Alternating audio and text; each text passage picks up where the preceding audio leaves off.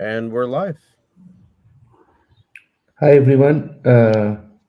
Today we have Amit Alani with us. So he is actually passionate about leveraging technology to drive sustainable growth with a focus to integrating the sustainability, environmental and social governance principles, and also into the modern applications. So with a decade of experience in academia, Amit specializes in AI, machine learning, and social media analytics, while he is also actively promoting the ESG awareness in both professional and educational settings. So, welcome, Amit. Please start your presentation.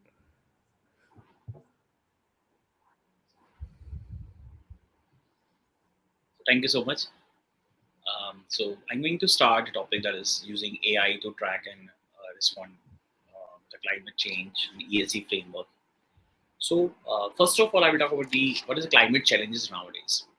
In the ESG, that is climate change is a global crisis. So I think everybody is reshaping the how companies, government, society, everywhere is focused on the top priority nowadays.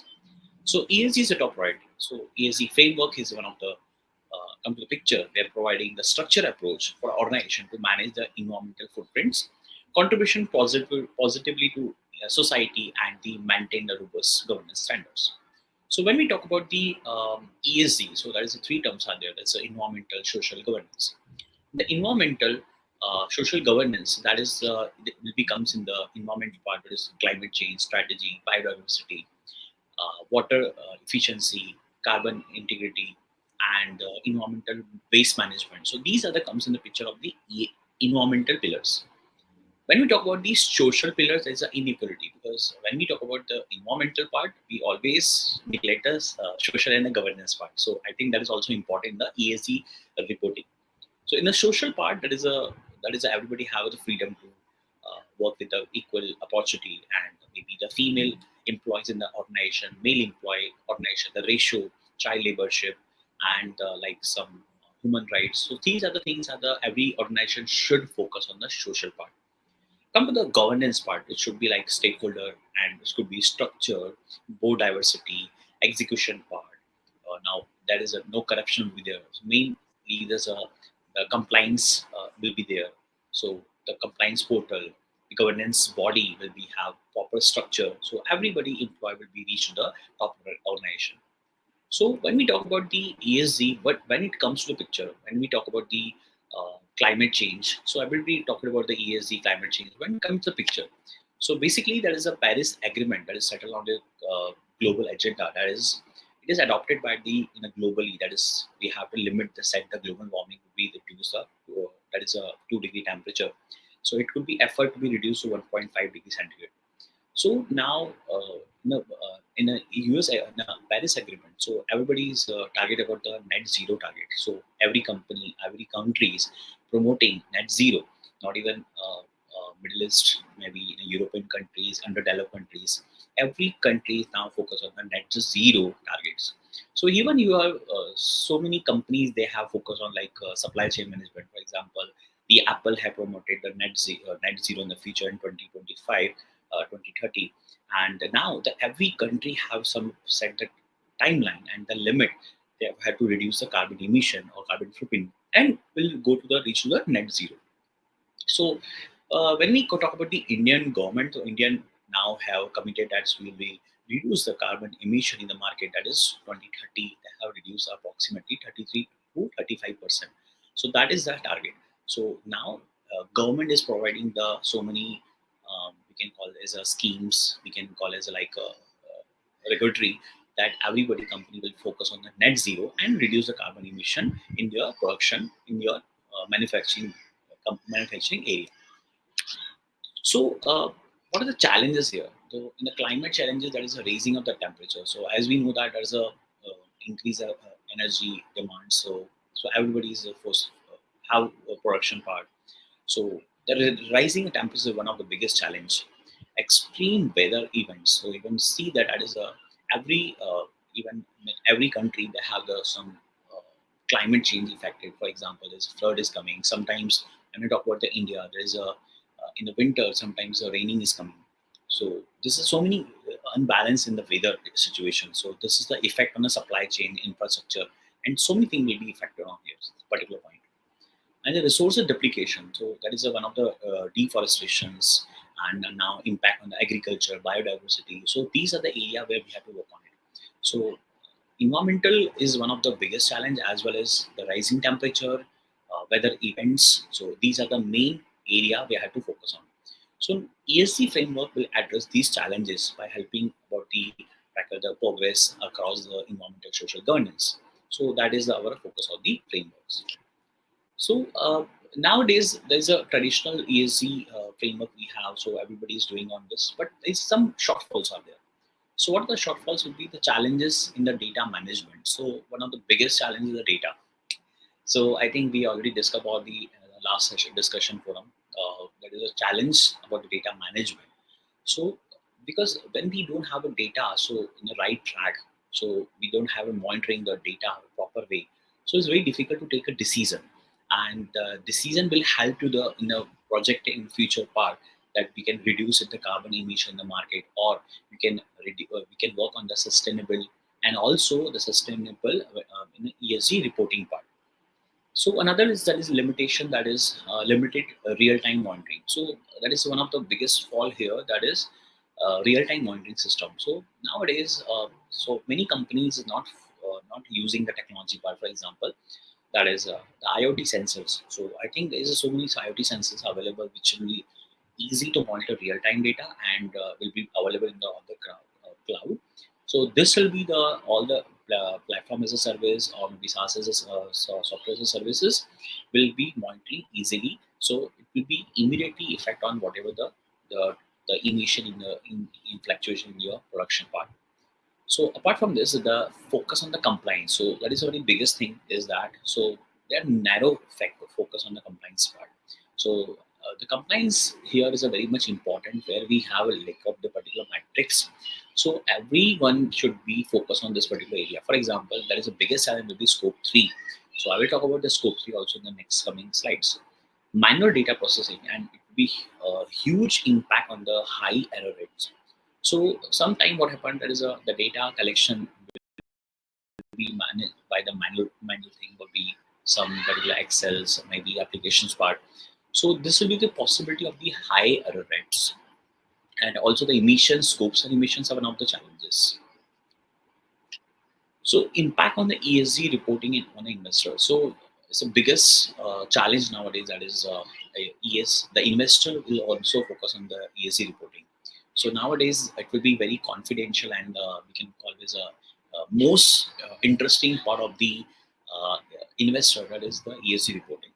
So that is they have to identify there is a trust. So if you're doing the ESG reporting in a proper way in so many years, so investor have a very good trust on the company, or that it will be helpful for your fundings, it will help for the business growth, and if you do ESG practices and if you do compliance, so that is a very much impact on your investors also.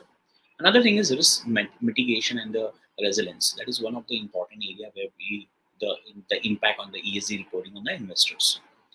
ESG reports helps the investor assess how company that is mental that is manage the risk, and it is including the many investors, especially those focus on the ESG priority and align with the global sustainability goals. So nowadays there is a across the globe there's so many business the clients have the different investors are there, so they are focused on the different countries to grow the business. For example, underdeveloped countries are focused on the investor will be focused on the underdeveloped country because they are focused. They must be ESG reporting will be they have global sustainable goals, so that will be more impact on the investors. Climate impact and how to prepare the regulatory, that is also one of the impact, and regulation impact and the board equality, which is brand equality, will be another things there. So that is very interesting thing is when we call us about the that is trust point of view. Other thing is a brand equality. So if you go for ESG reporting on that, the investor will be focused on you to have a brand equality. There's a some companies in India, that is a Tata Trust. So these are a very good brand. So they initially started the ESG reporting, so which is a very good impact on the investors. So let's talk about these scopes emissions. That is very challenging nowadays. Scope one, scope two emissions. So that is a three category we have divided here. So first emission I think is very direct emission, which is from the sources from the organization. For example, I am emitting emissions from the directly from the company. So that is my source. That is a scope one. Scope 2 is the that is the indirect emissions where the electricity, heats, or steam organization purchase and using them, that it will be reflected in the scope 2. Scope 3 emissions are the emission that result from the under the organization not directly controlled, but the other organization they have control. So that is the one of the scope 3.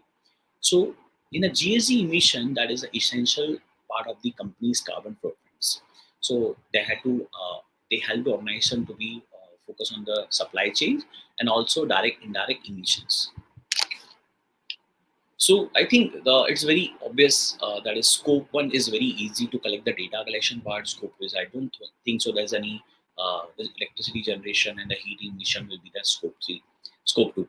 But scope three is one of the biggest challenge because the data collection is coming from the third vendor will be very difficult to manage. Even you can ask for the data management, data collection from the vendor or the third party. It might be not have accurate data. So it could be possible that you have to focus on the new vendor and the new particular vendor which we do have a ESG practices, because the investor will not be concerned about your whatever the scope three you're going or which vendor you're taking the product. So they not focus on this particular part. They only focus about the ESG reportings. That's fine. So let's talk about the AI help to reduce the carbon emissions. I think the biggest thing now is that is AI can analyze that is the first thing, that is the energy optimization, predictive machine learning, supply chain efficiency, and the carbon footprint. So these are the three area where we can talk about the four area that is we can reduce the carbon emission by the help of the AI. So AI can analyze energy uses patterns and adjust energy consumption in the real time, reducing waste and improve efficiency. So that is very much important. That is AI will analyze the energy patterns also. So when we talk about the pattern, so for example, I have a production company and I am some maybe pharmaceutical company. I'm generating the emissions. So here that is that we have to identify the patterns where the pattern we real time monitoring the data will be if identify the whether we have to reduce the waste and will be if efficiently will be improved. So this is some smart grid system will be available. We can help to balance the energy supply and the demand part, and also reduce the reliance on fossil fuels and improve the renewable energy integrations. Additionally, supply chain efficiency as AI enhance supply chain transparency and the efficiency, minimize the emission from the transportation and inventory management and the logistic.